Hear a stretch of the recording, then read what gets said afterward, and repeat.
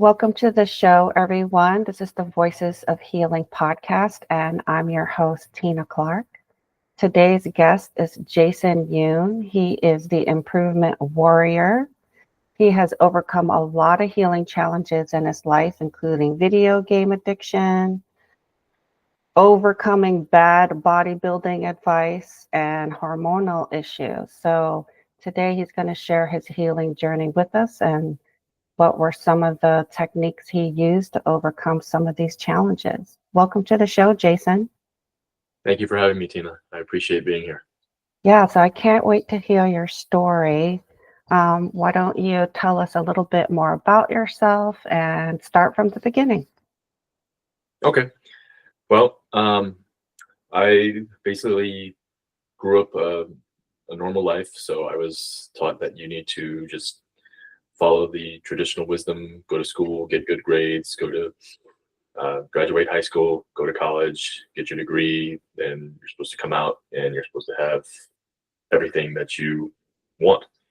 So the big house with the picket fence and the awesome life, kids, and all that stuff. But nowhere along the way they told you that that's not how life really works.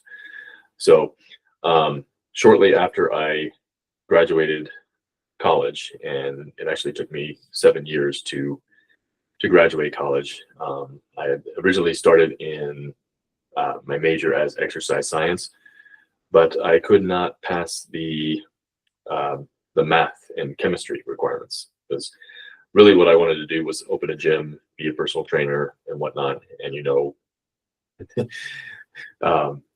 working with like geometry and trigonometry is not something that you do on a regular basis as a personal trainer. So had to drop down to sports and leisure studies.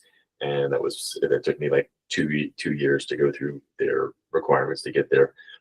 But a couple years after I had graduated, I started getting really bad depression, anxiety, thoughts of suicide.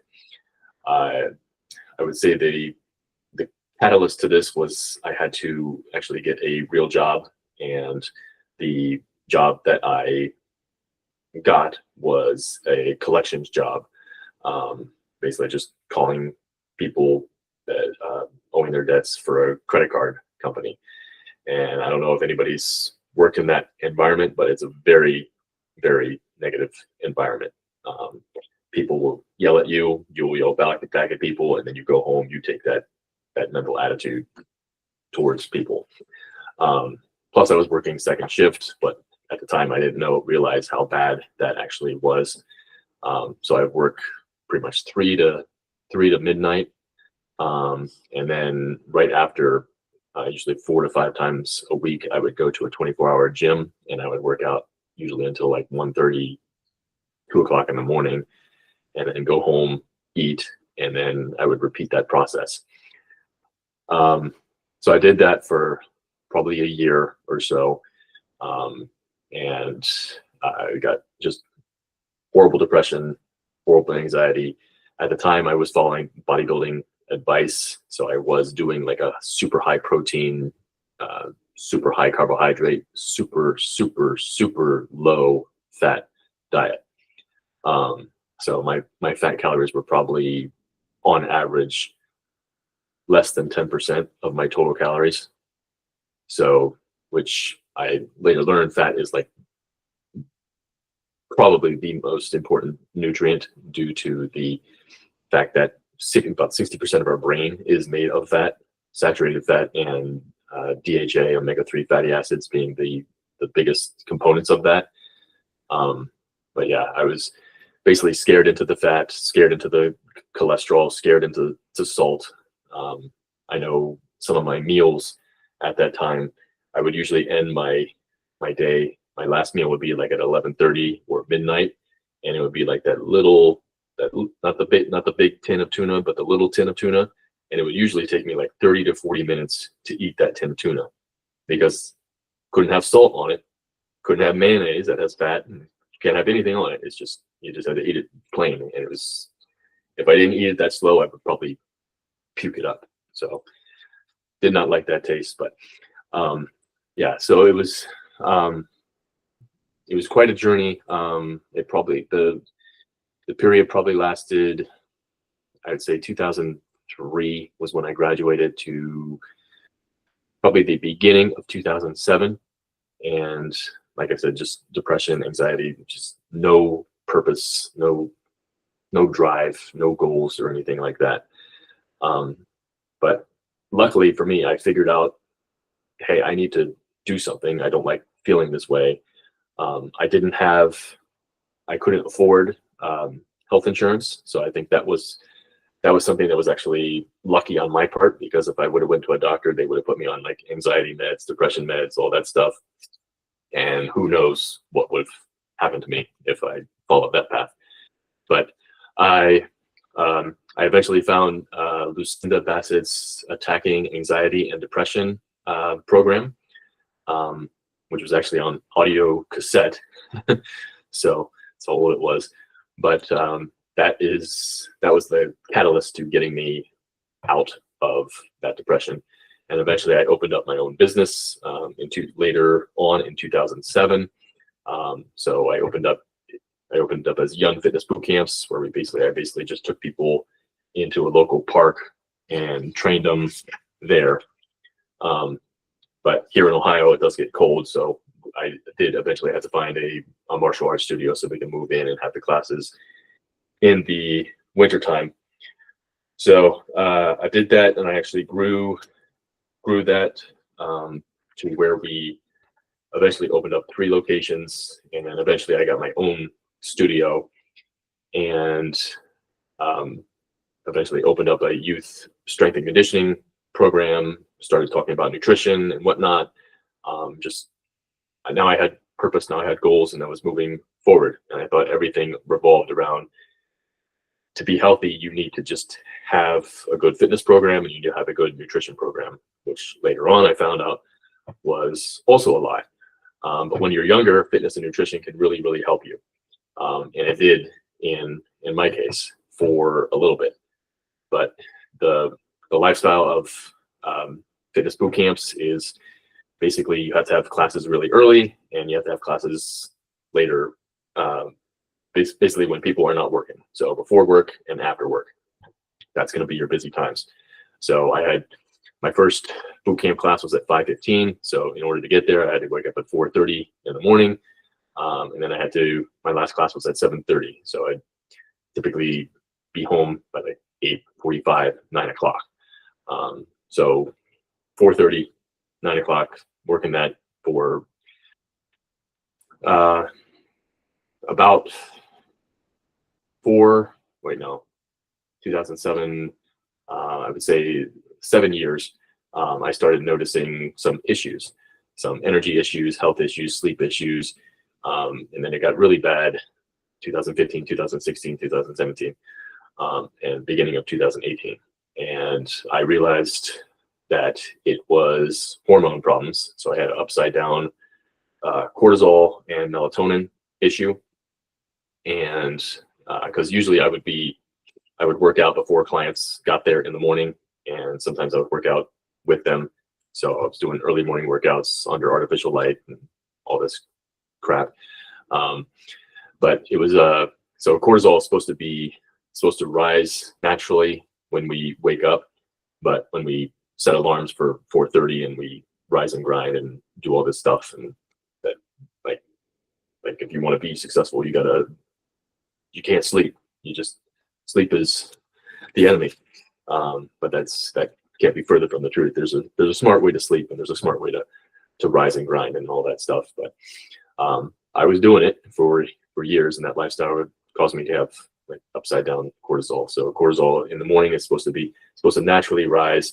Melatonin is supposed to be the lowest in the morning, and then as the day goes on, that kind of reverses. So melatonin is supposed to come out later in the day to help you sleep and recover and wake you up. So it's a process. And a lot of people will talk about cortisol being just it's the stress hormone. Oh, it's bad. You don't want it. It's a vital hormone, and it's when it gets out of whack that things get out of whack for you. So and I was in my late 30s at the time. So, and that for me, that was unacceptable for me to be in my 30s and have hormone problems. And I'm supposed to have this health and fitness business and helping people get healthy. So I knew I needed to find another route because the fitness and nutrition thing was not working. So that's when I refound Dr. Jack Kruse, because I originally found him in 2013, read his book, did his thing for like a couple weeks, but I wasn't ready for it. They always say when the student is ready, the teacher will appear.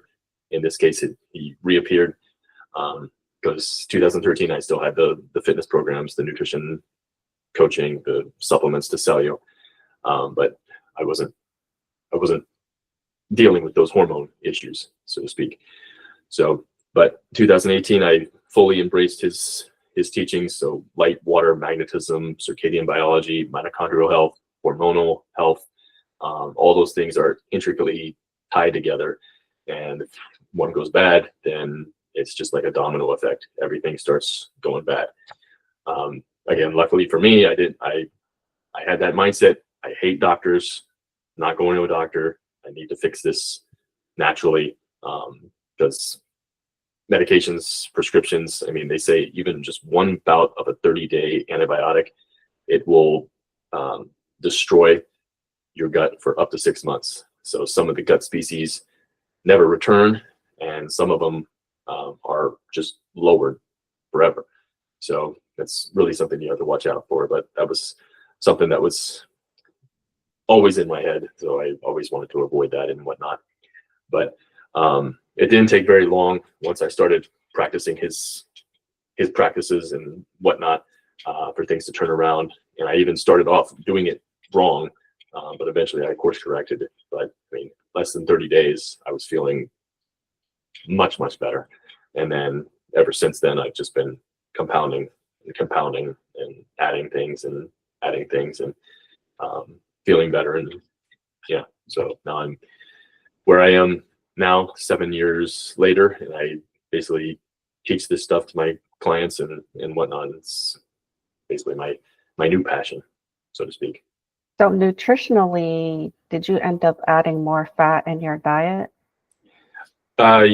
Yes. So that was probably 2011. I started the paleo diet. So, and then 2014, I started the ketogenic diet, which is just basically low fat, high fat, low carb. Each time I switched from one diet to the next, I mean, I felt better, and because I was also younger, but eventually it just wears. Doesn't work. Yeah.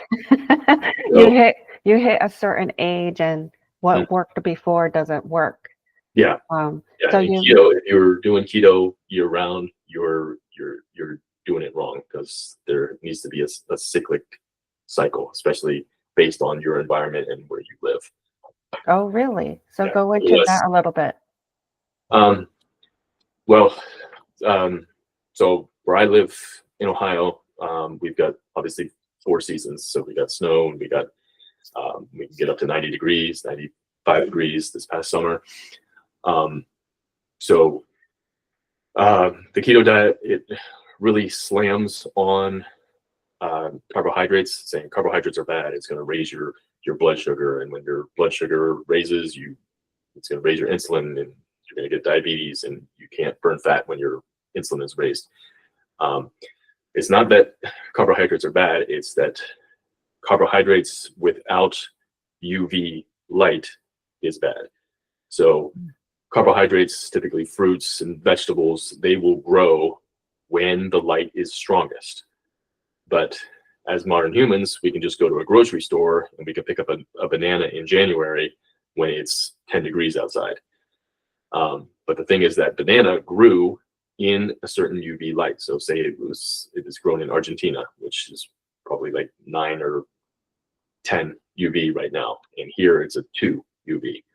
So when you eat, you're actually eating that light, because in the food, all food eventually gets broken down into protons and electrons, and that's basically like our energy source. I always say, think of your health as like a pyramid, and at the base level of the pyramid, you've got electrons, protons, and photons. So the sun's rays are photons.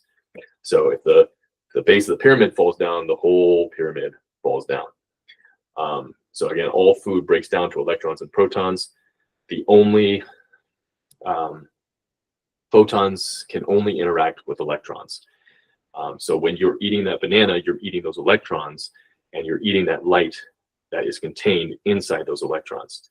So when you eat a banana in January in Ohio, it's basically giving your mitochondria the signal of strong UV light. So when it gets that signal, it's the wrong signal, so it causes a circadian mismatch. And when you have a circadian mismatch, it basically causes cellular miscommunication, which is basically a synonym for cellular chaos, and that is basically a synonym for inflammation. So inflammation is basically the start of every single disease, and if we let that inflammation linger and we manifest it by continuing to do the same things, do our habits, eat the wrong way, do everything that we should not be doing, then that inflammation is going to be worse and worse. It's going to get chronic. And it's basically going to change the mitochondria, change the signaling. So eventually you're going to be introduced to symptoms of a disease. And if you keep letting that go, it's going to eventually turn into a full-blown disease, if not corrected. So, and the other problem with eating, well, it's not really a problem. It's just a problem if you're eating out of season. So fruit and vegetables, things that are grown in strong light cycles, they typically have a higher deuterium content. So deuterium is basically, think of it like a heavy water. Okay, so think of, instead of filling up your car with gasoline, you're filling it up with Aunt Jemima syrup. So it's not going to go very far. And when you eat a lot of that, so the sun, strong UV light is supposed to deplete the deuterium. So basically you're able to eat those in certain seasons. But yeah, so as humans, we basically turned everything around. So we basically live indoors. I think I saw the number 87.5% of people in America spend all their time indoors. So that's a huge problem. And yeah, so you need that sunlight to basically deplete the deuterium and tell you when it's okay to eat a banana or eat a strawberry or eat a blueberry or a cucumber.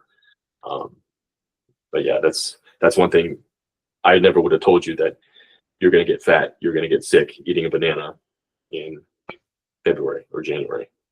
But now So it's okay to eat the banana if you're getting sufficient sunlight outside? Yes, Okay. correct. Yeah, because we're So supposed to. I have never heard of this. Like, this is completely new to me, and I'm like I consider myself a holistic health expert. So it's so interesting. So if you can't get enough light in the summer and the winter, say, you're stuck in Ohio, it's so cold, it's snowing.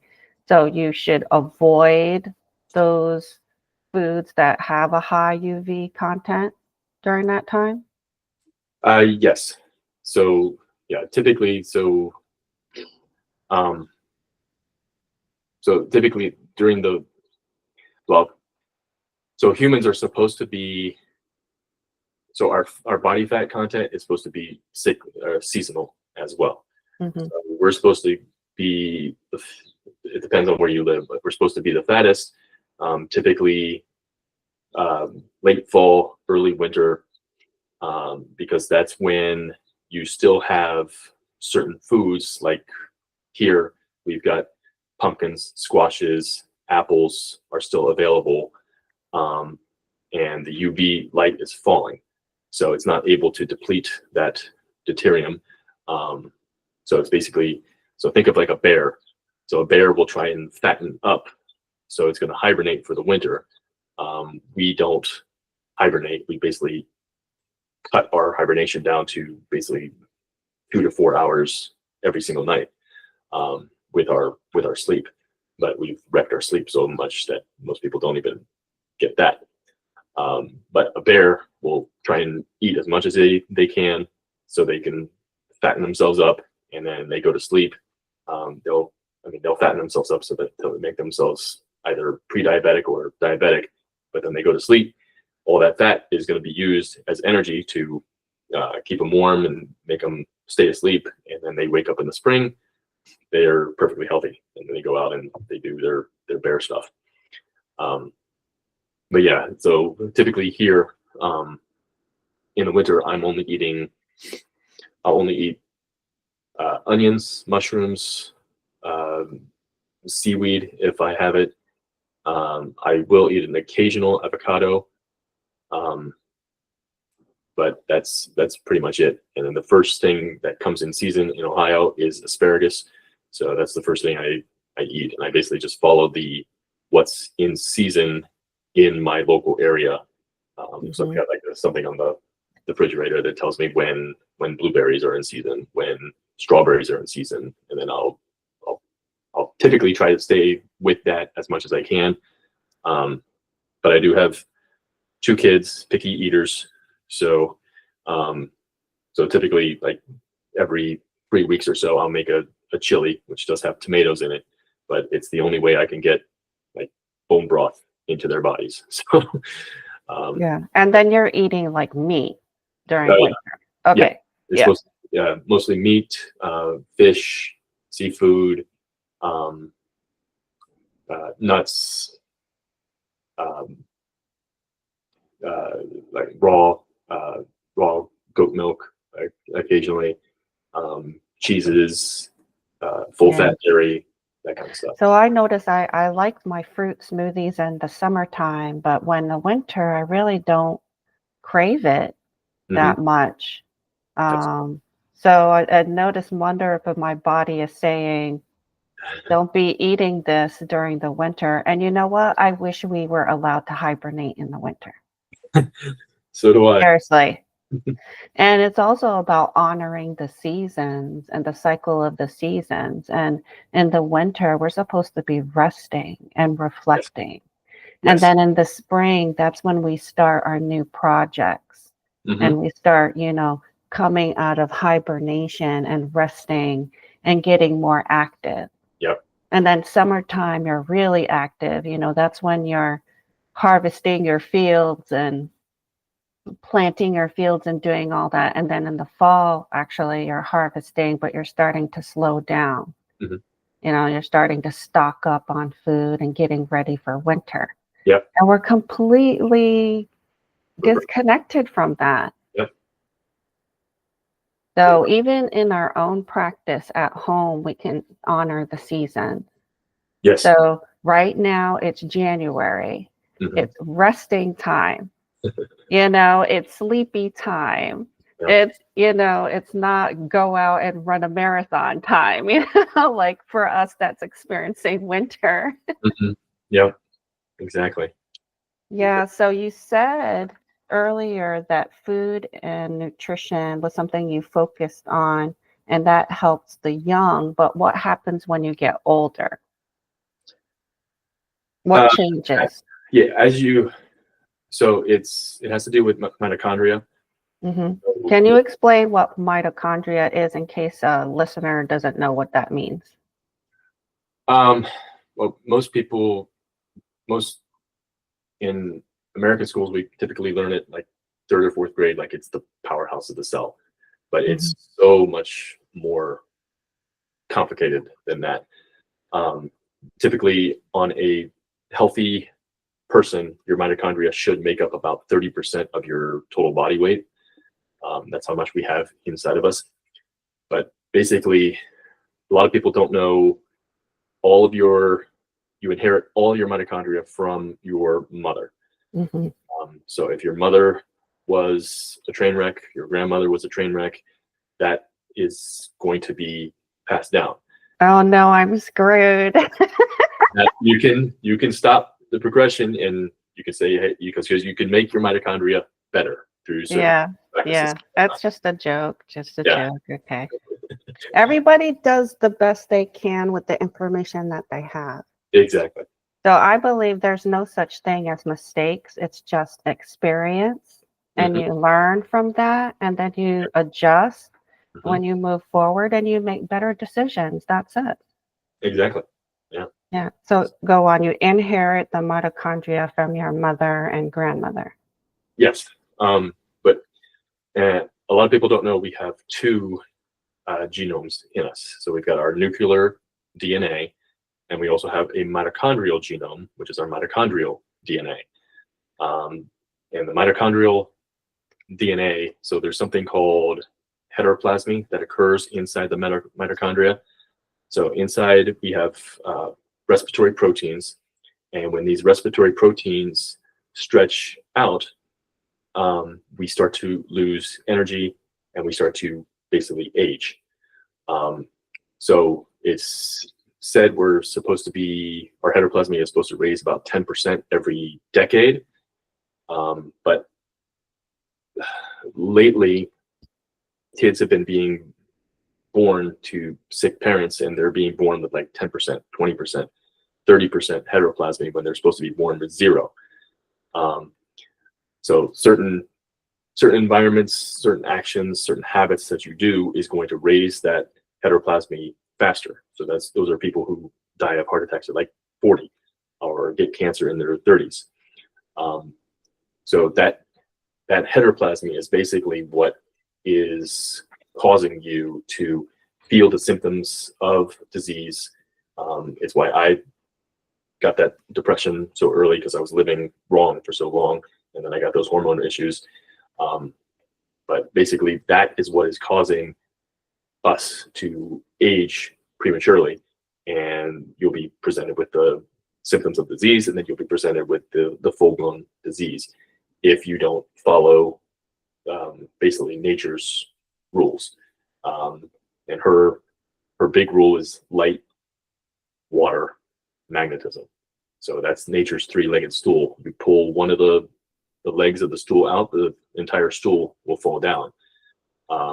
So light deals with sunlight. That's what we have adapted to, but it also deals with artificial light. That is what we are not adapted to. And then water, 99.7 to 99.9% of your molecules inside of your water molecules. And when we're born, it's typically you're like 80% water. And then when you're like 80, 90, it goes down to like 55, 60% water. And then magnetism, basically Earth has a heartbeat.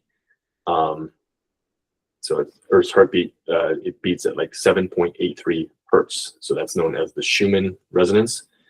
And that's coincidentally, that's the same brain wave as the alpha wave, which a lot of people can't get into anymore because they're always putting their phones on their heads or AirPods or technology somewhere on their body. Yeah, so the magnetism is basically, it tells you where you are on the planet, what season it is, and how you should be acting in that behavior. Because most Americans, we put shoes on, we go outside, but you never see squirrels, lions, bears, deer wearing shoes. They're always connected. They're always in the sun. They're always in the elements, and they know exactly what to do. And that's why we don't see them on depression meds or statins or getting dementia or something like that. Yeah. Interesting about the alpha wave and Reiki. They've done some scientific studies of Reiki practitioners, and they go into the alpha brainwave. Mm-hmm. So we're matching the magnetism of Earth. Yes. By doing that. Mm-hmm. And the alpha brainwave is also where we are when we're relaxed and in a meditative state. Hmm. Yeah, and that's interesting note. That's also why taller people die faster, because our master clock is in our eye, and they're taller people are obviously further away from the ground. Oh, interesting. Yeah. I've never heard of that. So let's go back a little bit to the bodybuilding, because Okay. we might have some people who strength train or body build. Like, what was the bad advice that you received, and what's the proper way to body build? Um, well, the thing about bodybuilding is there is a reason that we don't see the 1970s Mr. Olympia Arnold Schwarzenegger as a 100-year-old man. As you age, your muscle mass should be going down, because your muscle, when you have big muscles, it takes you have to put more mitochondria into those muscles. And our number one area that has the most mitochondria is our heart, and number two is our brain. And heart disease is the number one killer, and the number three killer is brain disease, so stroke, Alzheimer's, dementia, that kind of stuff. And the more muscle you have as you age, that's taking away that power, that energy source from those areas. And that's why you do see a lot of bodybuilders die young. Obviously, steroids has a place in that as well. But the best, I mean, one of the big things that bodybuilders always recommend is, and I just did a post on this, but basically it's the multiple meals per day. So they always say you're supposed to eat every 2 to 3 to 4 hours to basically, because there's no like storage for protein. So you need to constantly put it in so you can, otherwise your muscles will go to waste. And this was like the BS that I bought into.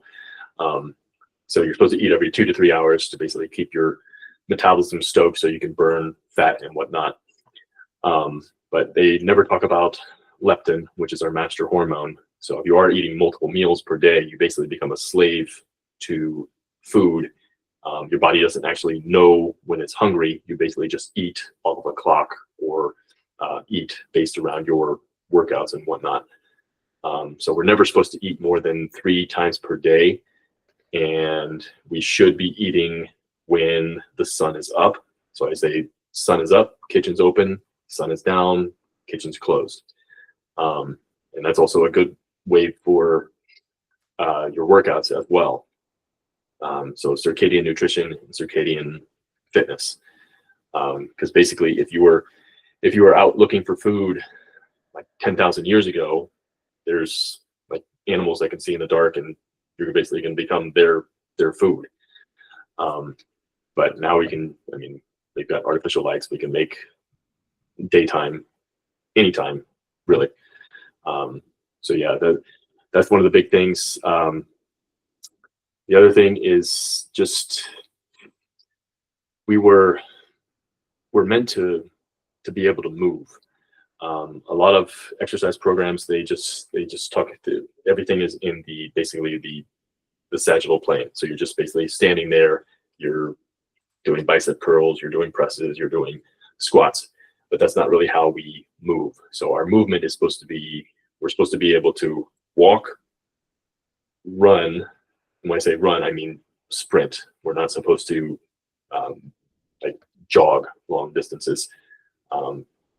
Yeah, because I don't know if you know the story about how the marathon got its name, but basically the Greeks, they were in a battle and they needed to send a message that the battle was over. So they sent one messenger, I think from Marathon, Greece, or he ran to Marathon, Greece, and the distance was like 26.2 miles. When he got there, he delivered the message, and then he dropped dead. So That's not. yeah. So we're meant to just sprint, stop, and that's how we are supposed to hunt as well, because those those furry animals that we're trying to capture and eat, they don't have sweat glands, so they can't just continue to run that speed, because obviously they're faster than us, but we should be able to catch up to them, and then once they're catching their breath, then we can take them out. But yeah, so that is, I lost my train of thought. What was I? So we're doing bad bodybuilding advice, and you're talking about movement and how we need to be walking and sprinting. Walking, sprinting, throwing, and basically jumping. So if you lose those abilities, so those should be the abilities that you keep throughout your lifespan. Once you start losing those abilities, that's when you start to age. Your joints, osteoporosis, because you shouldn't be like bodybuilding strength, because they say after the age of 40, if you are not working out, you typically lose about 1% of your muscle, but you also lose 3% of your power, which is actually more important, especially as you age, because they say that under the age of 65, like the number one accident that kills people is car accidents, but after the age of 65, the number one thing that kills people is falls, and that's actually happened to my grandpa. He fell in the shower and died within 24 hours. So power is basically strength times speed. So if he had that strength times speed, he would have been able to put his leg out in front, catch himself before he fell. So you need to be able to keep those abilities, and training like a bodybuilder you don't need to do. It's typically they're indoors, they're under artificial light, and typically everything is in the sagittal plane, which is not how we work. I mean, watch any athletic event, football, basketball, tennis, swimming. Everything is in the transverse frontal plane. Everybody's moving. We're not just stuck. So if you're a football player and you're doing the bench press, so what are you practicing? You just got pancaked and you're trying to push the guy off of you. So it doesn't make any sense the way we train. So it should be more functional, should be more movement based. And just getting more outside. So I did my second workout outside yesterday.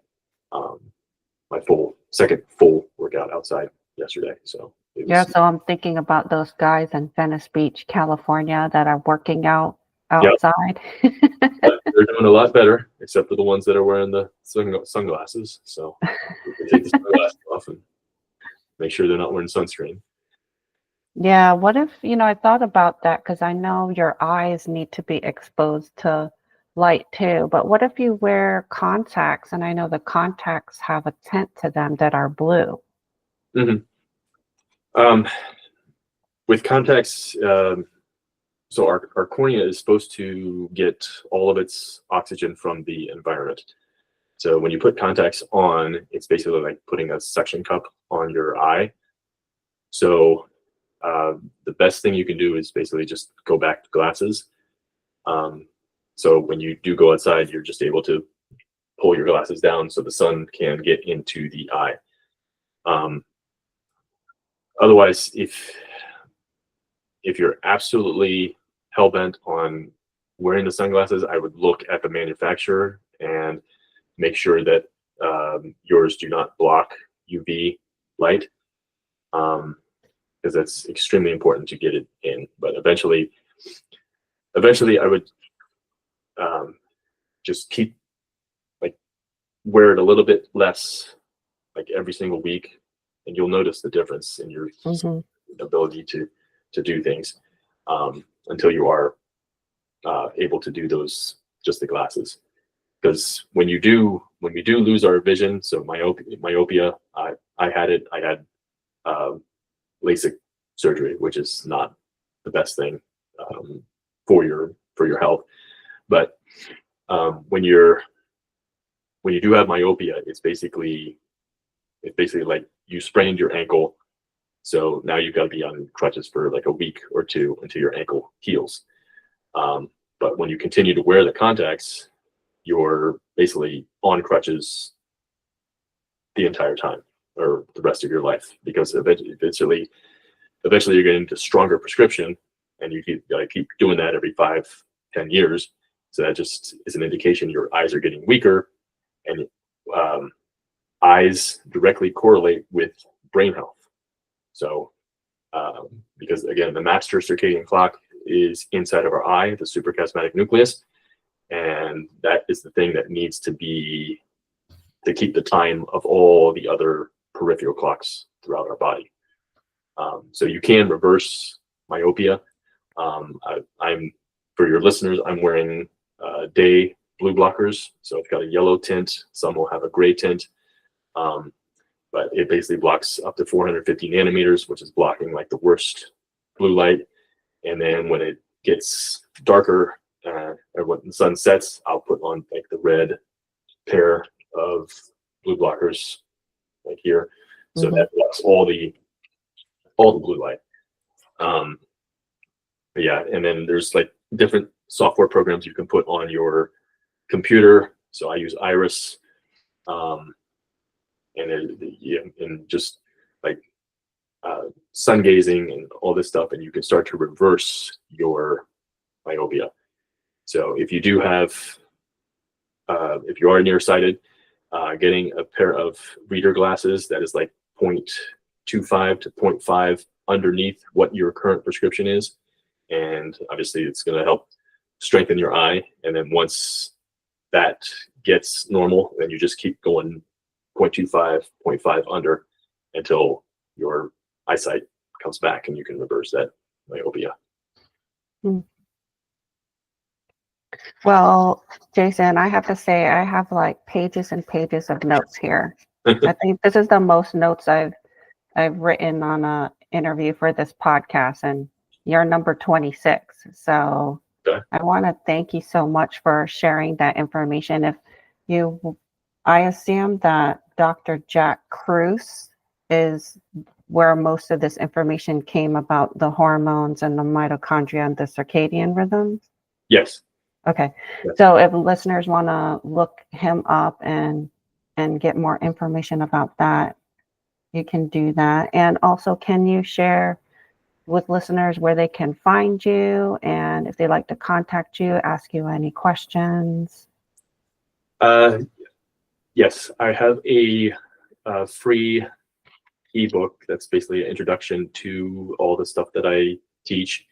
It's my mitochondriac guide. It's at improvementwarriorfitness.com/mitochondriac. So just mitochondria with the C at the end.